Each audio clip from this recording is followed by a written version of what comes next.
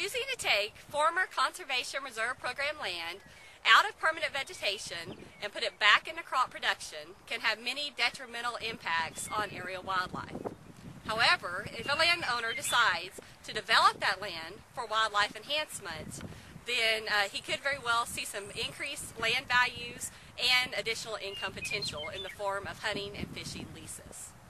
The Texas AgriLife Extension Program recommends 6 wildlife enhancement practices. Those include controlled grazing, interseeding of forbs, prescribed burning, woody plantings, invasive brush management, and fall-winter strip disking. More information about these practices are available at the Texas A&M bookstore with a publication called After the Conservation Reserve Program, Economic Decisions with Wildlife in Mind. And basically what this publication talks about is it details each one of these wildlife enhancement practices, provides an estimated budget and a recommended frequency.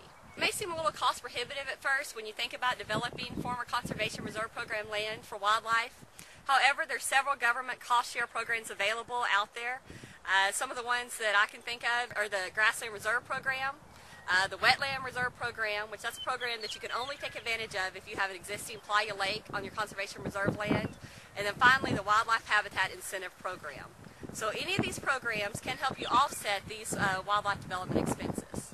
There is a lot of income available out there if you develop your land for wildlife. The Texas A&M Real Estate Center estimates an additional increase in land values of about $75 per acre when you develop that land for wildlife. Matulia Hunting Operation estimates that they make a profit of about $150 per gun during dove and pheasant seasons. And then finally, a Canadian ranching operation that offers a whole hunting experience where they take in 6 to 8 hunters a year so that they net about $10,000 off that hunting operation. The potential definitely exists to increase your overall land value as well as get a little bit of income off these former CRP lands that you develop for wildlife. So choosing to develop former Conservation Reserve Program land for wildlife can be very beneficial to the land, the water, the wildlife, and maybe even a landowner's pocketbook.